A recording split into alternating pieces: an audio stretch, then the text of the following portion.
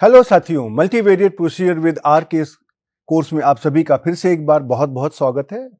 आपको यहाँ ध्यान होगा कि पिछले लेक्चर में हमने मिसिंग डेटा के बारे में कुछ डिस्कशंस किए थे और मैंने आपको समझाया था कि ये मिसिंग डेटा की जो समस्या हमारे रियल लाइफ में जब हम स्टैटिस्टिकल एनालिसिस करते हैं तो उसमें किस प्रकार से आती है। और जब भी हमारे पास सबसे पहले कोई डेटा आता है तो सबसे पहले हमको उसको चेक करना होता है कि क्या उस डेटा में कोई मिसिंग वैल्यू है। और उसी के साथ भी हम हमारे कुछ और प्रश्न भी होते हैं जिनके बारे में हम कुछ इन्फॉर्मेशन चाहते हैं अपने डेटा सेट से कि मिसिंग वैल्यू कितनी है, किन-किन जगह पर है इत्यादि। उसके बारे में हम अब तक समझ चुके हैं। अब दूसरा सवाल आता है कि अगर हमारे डेटा में मिसिंग वैल्यू है, तो जिन कमांड्स को हमने अब तक पढ़ करके रखा हुआ है, जहाँ पर हमने एज़्यूम किया था कि हमारे पास कोई मिसिंग डेटा वैल्यू नहीं है, उनको अब जब मिसिंग डेटा हो तो कैसे इस्तेमाल किया जाए? जैसे उदाहरण के लिए, हमने अब तक मेजर्स ऑफ सेंट्रल टेंडेंसी और वेरिएशंस को समझा है। हमने मीन, वेरिएंस इत्यादि जो हमारे कमांड हैं, उनको समझा है और ये भी सीखा है कि उनको हमको अपने आर सॉफ्टवेयर में किस प्रकार से इम्प्लीमेंट करना है।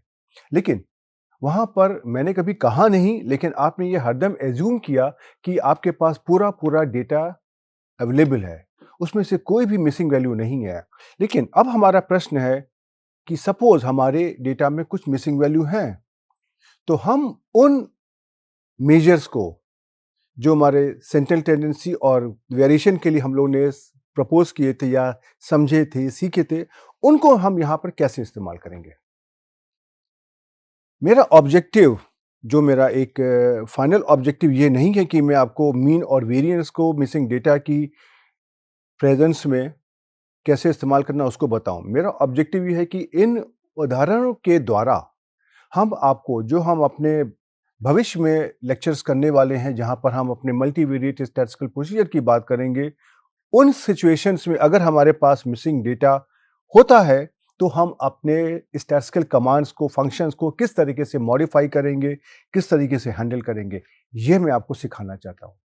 लेकिन उसको सिखाने के लिए हम उन कमांड्स की सहायता लेंगे जिनके बारे में हम अब तक कर चुके हैं। तो चलिए, इस लेक्चर में हम अपने जो सेंट्रल टेंडेंसी को मेजर करने के लिए हमने भिन्न-भिन्न प्रकार के स्टैटिस्टिकल फंक्शन इस्तेमाल किए थे, उनको समझते हैं कि अगर हमारे डेटा में मिसिंग वैल्यू है, तो उनको हम कैसे इस्तेमाल करेंगे, कैसे मॉडिफाई करेंगे और कैसे इंटरप्रेट करेंगे। तो चलिए हम इस लेक्चर को आरंभ करते हैं और देखते हैं कि हम अपने सेंट्रल टेंडेंसी की मेजर को मिसिंग डेटा में कैसे इंप्लीमेंट करते हैं। अब जैसे आपने देखा था कि जब हमारे पास डेटा एक हमारा x1, x2, xn होता है जो हमारा कंप्लीट है, कोई भी हमारे पास ऑब्जर्वेशन मिसिंग नहीं है, तो ऐसे केसेस में हम अरिथमेटिक मीन निकालते हैं, जिसको हमने इस प्रकार से डिफाइन किया था, x bar is equal to 1/n summation i goes from 1 to n xi। Right, x1, x2, xn हमारी कुछ न्यूमेरिकल वैल्यूज हैं और इसको हमने अपने आर सॉफ्टवेयर के कमांड मीन x से हमने कंप्यूट किया था, जहां पर ये जो हमारा x हमने नीले कलर में लिखा हुआ है, ये हमारा डेटा वेक्टर है। अब साथ ही में हमने आपको एक उदाहरण भी लिया था और ये उदाहरण ये है कि हमने एक रेस ऑर्गेनाइज करी जहां पर हमने 20 हमारे पार्टिसिपेंट हैं जिन्होंने उसमें पार्टिसिपेट किया और उन्होंने रेस को संपूर्ण करने में कितना समय लिखा, कितने सेकंड्स का समय लिया, वो हमने यहाँ पे लिखा हुआ है। और इसमें से जो भी हमारा इनका डेटा है उसको मैंने आर सॉफ्टवेयर में एक डेटा वेक्टर जिसका नाम दिया है मैंने टाइम, उसके अंदर स्टोर कर लिया है। ओके, अब इसमें से अगर हम यहाँ पर इसका अरिथमेटिक मीन निकालते हैं तो हमको कमांड इस्तेमाल करना है मीन और पैरेंथेसिस में टाइम, तो इसकी वैल्यू आ जाएगी 56, अर्थात ऑन एन एवरेज 56 सेकंड में लोगों ने रेस को कंप्लीट किया है। और ये इसका देखिए आर सॉफ्टवेयर का स्क्रीनशॉट भी है। अब हम इसी बात को आगे बढ़ाते हैं और ये एज्यूम करते हैं कि हमारे डेटा में मिसिंग वैल्यूज हैं। ओके, मैंने आपको एक पिछले लेक्चर में छोटा सा उदाहरण भी दिया था इसके बारे में, लेकिन अब इसको हम फॉर्मली यहाँ पर समझने की कोशिश करते हैं डिटेल में। तो कैसे हमने ये देखा था कि हमारा एक कमांड था na.rm, इसका मतलब क्या था, रिमूव एन ए वैल्यू। और इसकी वैल्यू मैंने क्या लिखी है, ट्रू। ये हमारा कमांड है जिसको हमने आपको पहले बताया था कि अपने अगर कमांड के साथ में इसको इस्तेमाल करेंगे तो ये कमांड मिसिंग वैल्यू को हमारे डेटा सेट से हटा देगा और उसके बाद जो बाकी बची वैल्यूज़ हैं उसके ऊपर हमारा जो भी स्टैटिस्टिकल फंक्शन है उसको इम्प्लीमेंट करके हमको उसकी न्यूमेरिकल वैल्यू बता देगा। ओके, और जो भी हमारी मिसिंग वैल्यूज़ हैं उनको हमने एन ए के द्वारा इंडिकेट किया हुआ है। कैपिटल एन कैपिटल ए ये हमारा रिजर्व्ड वर्ड है। अब तो अगर मुझे अर्थमेटिक मीन निकालना है मिसिंग डेटा की प्रेजेंस में तो हम लिख देंगे मीन और पैरेंथेसिस में लिख देंगे एक्स जो हमारा पहले कमांड था और साथ ही हम na.rm is equal to true को हम इस्तेमाल कर लेंगे। तो यह मुझको na वैल्यूज़ को डेटा वेक्टर से हटा करके जो हमारी बाकी बची वैल्यूज़ हैं उसका अर्थमेटिक मीन निकाल करके दे देगा। ऐसे उदाहरण के लिए हम एक काम करते हैं, हम अपने पहले वाले एग्जाम्पल को जो ये वाला हमारा उदाहरण था यहाँ से हम इन दो वैल्यूज़ को हम na कर देते हैं, na। तो आपको समझ में आ जाएगा कि इसमें ये हमारा किस प्रकार से कार्य कर रहा है। तो ऐसा आप मान सकते हैं कि हमने 20 लोगों की रेस लगाई थी, लेकिन जब हमारी रेस ख़त्म हुई तो किन्हीं कारणवश 2 लोगों का हम टाइम रिकॉर्ड नहीं कर पाए। मान लीजिए कि उनका जो घड़ी थी वो टूट गई या उनके रिकॉर्डिंग में कुछ दिक्कत आ गई इत्यादि इत्यादि, कुछ भी कारण हो सकता है कि जिसके कारण हम उनका रिकॉर्डिंग नहीं कर पाए। तो उन 2 वैल्यूज़ को मैंने यहाँ पे na के द्वारा दिखा दिया है। बाकी हमारी सारी वैल्यूज़ पहले जैसी ही हैं और ये जो डेटा वेक्टर है उसको मैंने एक नए डेटा वेक्टर में स्टोर कर लिया और उसका मैंने नाम दे दिया time.na। time.na दे दिया इसलिए मैंने क्योंकि हम आगे वाले उदाहरण जो हम लेंगे उसमें से भी हम टाइम और time.na का इस्तेमाल बार बार करेंगे। तो टाइम का मतलब आ जाएगा जहाँ पे हमारे पास कंप्लीट डेटा है और time.na में वह टाइम का डेटा जिसके अंदर हमारी na वैल्यूज़ हैं, ये इसका मतलब है। और आर सॉफ्टवेयर में एक ख़ास बात यह है कि अगर आप अपना नाम के साथ में डॉट भी लगाना चाहते हैं तो भी उसमें से कोई दिक्कत नहीं होती है। तो इसलिए मैंने उसका नाम दे दिया है time.na और इसी में देखिए मैंने ये डेटा एक डेटा वेक्टर के फॉर्म में दे दिया और ये इसका स्क्रीनशॉट है। अब यहाँ पर आप अगर देखिए time.na का आप अगर मीन निकालेंगे, अगर आप na.rm को इस्तेमाल नहीं करेंगे तो देखिए क्या उत्तर आएगा na, अर्थात इसमें कुछ भी नहीं मिला। लेकिन जब हम यहाँ पे इसी कमांड में जब हम na.rm इक्वल टू ट्रू कर देंगे तो उसने क्या किया, जो हमारी na की वैल्यू को हटा दिया और बाकी जो वैल्यूज़ हमारी यहाँ पर बची हुई थी उनका उसने अर्थमेटिक मीन निकाल दिया। तो ये हमारा इस तरह से है 1/18 i गोज़ फ्रॉम 1 to 18 और xi हमारी कौन सी वैल्यूज़ हैं, ये हमारी अवेलेबल वैल्यूज़ है जो हमारे पास इस समय प्रेजेंट है। और अगर आप देखना चाहते हैं कि यहाँ पर मैंने इस्तेमाल किया है na.rm इक्वल टू ट्रू, अगर हम इसको फॉल्स कर देंगे तो क्या आ जाएगा, राइट। अगर हमने इसको देखिए अगले कमांड में मैंने इसको na.rm फॉल्स कर दिया तो इसका उत्तर आ गया na। तो ये कमांड मीन के साथ में na.rm इक्वल टू फॉल्स और जो हमारा ओरिजिनल मीन कमांड था ये हमारे लिए एक ही बात है। क्यों? क्योंकि na.rm को कह रहा है कि रिमूव na, अगर हमारा उत्तर आता है ट्रू अर्थात हाँ na वैल्यू को हटाइए, और जब हम कह रहे हैं na.rm इक्वल टू फॉल्स अर्थात कि na.rm की वैल्यू को नहीं हटाइए। ओके, और ये देखिए इसका स्क्रीनशॉट भी है जो हमने आपको अभी करके दिखाया है। चलिए आगे बढ़ने के पहले हम आपको इन वैल्यूज़ को आर सॉफ्टवेयर में करके दिखा दें, लेकिन चलिए इसके पहले हम आपको ये भी बता देते हैं कि हमारा क्या यहाँ पे प्रोसेस हो रही थी, सो दैट कि आपको आर सॉफ्टवेयर में उसको समझने में आसानी होगी। आप अगर देखेंगे तो जब हमने यहाँ पर 20 वैल्यूज़ का मीन लिया था जहाँ पे सारी वैल्यूज़ थी, तो उसमें से हमने 20 जो ऑब्जर्वेशन सारे के सारे हमारे अवेलेबल थे उनका एवरेज निकाला था, 56 आया था। लेकिन जब हमने na वैल्यूज़ को यहाँ से हटा दिया है और तो हमने जब na.rm इक्वल टू ट्रू को इस्तेमाल करके अपना मीन निकाला है तो इसने हमको 18 वैल्यूज़ का मीन निकाला है और जिसकी वैल्यू 58.5 आई है, और जबकि पहले वाली वैल्यू हमारी 56 थी, राइट, 56। इसलिए आप देखेंगे कि na.rm को हटाने से आपकी वैल्यूज़ भी आपकी बदल जाती हैं, राइट। अब हम चलिए काम करते हैं। सबसे पहले ज़रा अपना हम ये जो डेटा है हम इसको यहाँ पर रिकॉर्ड कर लेते हैं और ये हमारा आगे भी काम आता रहेगा। तो मैंने यहाँ पे अपने इस टाइम को हमने स्टोर कर लिया और हमने साथ में time.na का डेटा है उसको भी हमने स्टोर कर लिया, राइट। अब इसके बाद हम अपने सारे कमांड देख सकते हैं। अब देखिए इसमें से अगर मैंने अगर निकाला मीन मीन ऑफ टाइम, तो देखिए क्या आ जाएगा, ये 56 आ गया।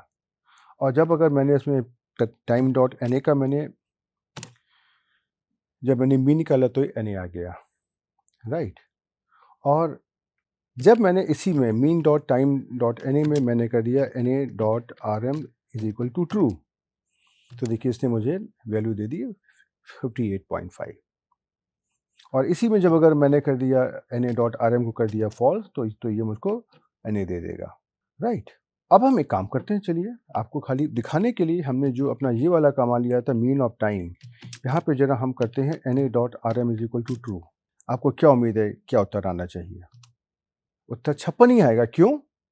आपने कमांड उसको तो दे दिया कि जो भी आपके टाइम डेटा वेक्टर में जो अगर कोई वैल्यू एन ए तो उसको आप हटा दीजिए, लेकिन यहाँ तो कोई वैल्यू एन ए थी नहीं, तो उसने उसको पूरी की पूरी 20 वैल्यू का उसने आपको अर्थमेटिक में निकाल करके दे दिया, राइट।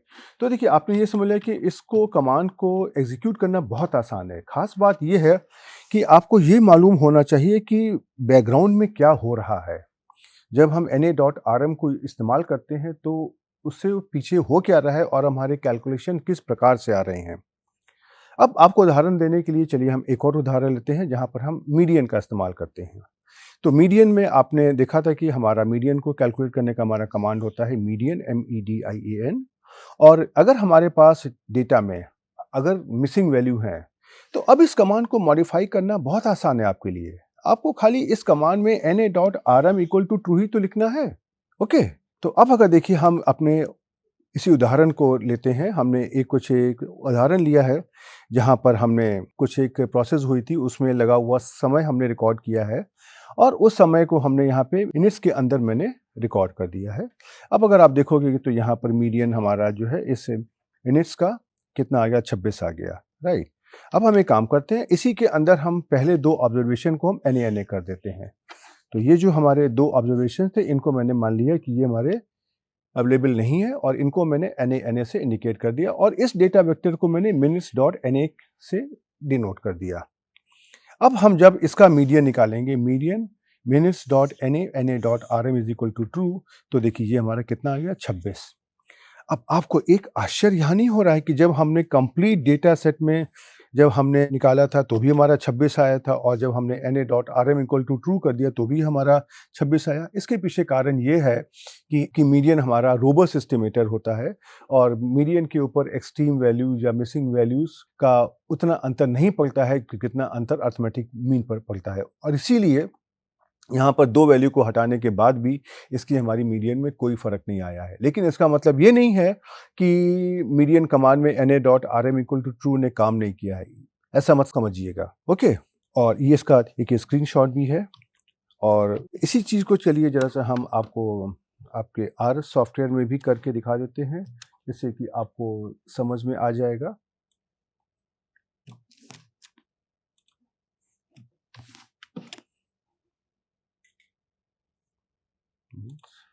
और यहाँ पर मैंने minutes.na को भी देखिए ले लिया, राइट। अब हम यहाँ पे जब हम निकालते हैं मीडियन ऑफ मिनट्स तो देखिए इस तरीके से आ जाएगा, 26 आ गया। और जब हमने मीडियन डॉट मिनट्स में NA में मैंने na.rm is equal to true है, ये इसको मैंने लिया तो ये यहाँ पे भी हमारा 26 आ गया। तो अब आपने देखा यहाँ पर कि देखिए इसको करना बहुत आसान काम नहीं था और आपने देखा कि जब हमारे पास कोई भी मिसिंग वैल्यूज़ होती हैं तो उसका कॉन्सेप्ट तो आपको अगर समझ में आ गया है और अगर आपको ये समझ में आ जाता है कि अगर उनको हम उसको किस प्रकार से हैंडल करना है, तो जो कमांड्स आपने पहले सीख करके रखे थे, आपने मीन मीडियन को सीख करके रखा हुआ था और अब उसके अंदर अगर मिसिंग वैल्यूज़ आ गई, आपने देखा उसमें कोई बहुत बड़ा ऐसा कठिन कार्य हमने नहीं किया है। खाली na.rm का जो एप्लीकेशन है ये आपको समझाने की कोशिश करी और साथ में मेरा ऑब्जेक्टिव ये भी था कि वैल्यूज़ कुछ भी आ रही हैं लेकिन उसके पीछे की प्रक्रिया क्या हो रही है ये समझना बहुत इम्पोर्टेंट है। क्योंकि मेरा मानना है कि कोई भी टॉपिक अगर हम फंडामेंटल तरीके से समझते हैं तो उसके ऊपर हम आगे प्रोग्रेस कर सकते हैं। और शायद यही कारण था कि मैंने इस लेक्चर में दो बहुत ही सिंपल कमांड मीन और मीडियन उनको लिया है सो दैट कि मैं आपको आश्वस्त कर सकूं, आपको मैं कॉन्फिडेंस दे सकूं कि मिसिंग वैल्यूज़ को हैंडल करना आसान है। कठिन बिल्कुल भी नहीं है। और ये आपके लिए समझना बहुत इम्पोर्टेंट इसलिए है कि जब भी आप रियल लाइफ में आओगे, देन ज़्यादातर केसेस में आपको मिसिंग वैल्यूज़ मिलेंगी। और जब हम मल्टीवेरिएट प्रोसीजर की बात करेंगे, ये तो मैंने खाली यूनिवेरिएट प्रोसीजर की बात करी है, तो वहाँ पर आपके पास मल्टीवेरिएट प्रोसीजर्स भी होंगे। हो सकता है कि कहीं पर 5 वेरिएबल्स हों और हर एक वेरिएबल के ऊपर 5-4 ऑब्जर्वेशंस हों। आपसे कहा जाए कि आप उसको अगर आँख से देख कर के ढूँढिए कि उसमें कोई एनी वैल्यू है, शायद वो बहुत कठिन होगा आपके लिए, बहुत टाइम कंज्यूमिंग होगा। उस जगह पर ये जो हमारे कमांड्स हैं, स्टैटिस्टिकल फंक्शंस हैं, आपको उनको इम्प्लीमेंट तो करना ही है। तो उनको कैसे करना है, ये लेक्चर उसमें से आपकी फाउंडेशन की तरह कार्य करेगा। तो अब आपका नंबर है, आप कुछ उदाहरण लीजिए, अपने आप से क्रिएट करिए और उसके अंदर इन मीन मीडियन के जो कमांड्स हैं उसको एनी वैल्यू को वहाँ पर इंट्रोड्यूस करिए और देखिए कि उनकी वैल्यूज़ में क्या परिवर्तन आ रहा है। जैसे मीडियन में आपने देखा कि 2 वैल्यूज़ को हटाने के बाद भी उसमें कोई परिवर्तन नहीं आया। क्यों? क्योंकि मीडियन को हम जो भी मिडल मोस्ट ऑब्जर्वेशन होता है वहाँ से निकालते हैं। लेकिन ये समझना आपके लिए ज़्यादा इम्पोर्टेंट है कि ऐसा क्यों हुआ। इसी के साथ में हमने कुछ और भी मेजर ऑफ सेंट्रल टेंडेंसी लिए थे।